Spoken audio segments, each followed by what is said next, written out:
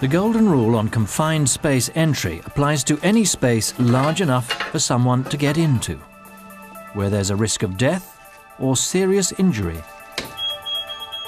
from hazardous substances or dangerous conditions. I'll go down first then, you're going to come down in a minute. I'll look behind you. Okay. Or where someone can become trapped.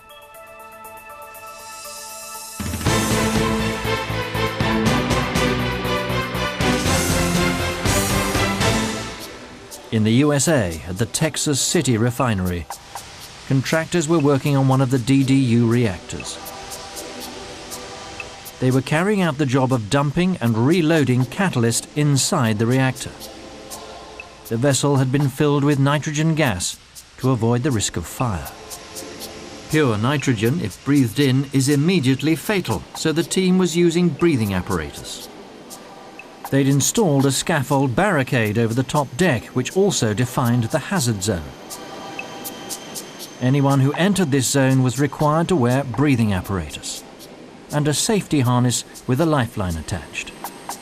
We could only show standard breathing apparatus in our reconstruction, but a full life support system must be worn when working in inert atmospheres. The barricade also had a warning sign about the dangers. One of the contractors, Ed Porter, was working inside the vessel, while his colleagues were on top by the manway. Kevin Cornett was the hull watch or standby man. Carl Williams was standing just outside the barricade.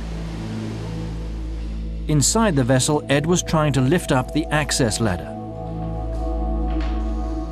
so he could remove an internal access manway. But the ladder was too big for him to lift on his own.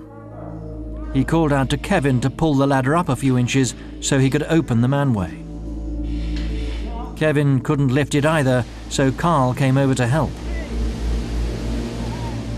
Entering the barricaded area without breathing apparatus.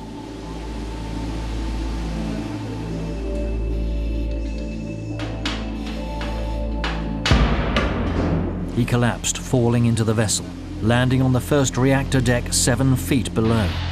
He'd been overcome by the nitrogen escaping from the manway. Clearly, Carl shouldn't have entered the hazard zone without breathing apparatus and a lifeline clipped to his safety harness. He died in the vessel from asphyxiation.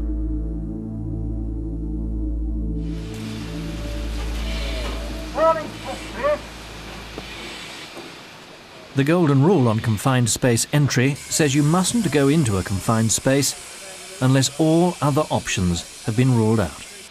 A permit has been issued authorized by a responsible person. The permit is communicated to everyone who could be affected and has been posted as required. All those involved in the job are competent to do the work. All sources of energy affecting the space have been isolated.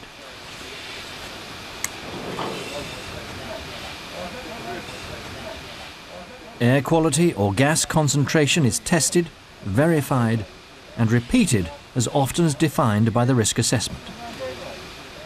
A standby person is stationed by the entrance point, and all unauthorized entry is prevented. Thumbs up. Came up. Working in an inert atmosphere requires specialist teams. They must follow even more rigid procedures inside the vessel and also in the vicinity of it, where the atmosphere may still be unsafe. But the golden rule doesn't just apply if there may be an inert or poor quality atmosphere. Small spaces where workers can be trapped or find it difficult to escape quickly are also included. Do you control entry into all types of confined spaces? At Texas City, they've improved the control of their contractors and the assessment and communication of risks. Everyone should understand about the dangers of nitrogen and know why they must follow the rules. But Texas City may not need to use nitrogen in future to carry out this task, because they've devised other ways of doing the work without using this deadly gas. Would you be tempted to take a chance to get the job done? If it's unsafe, stop work.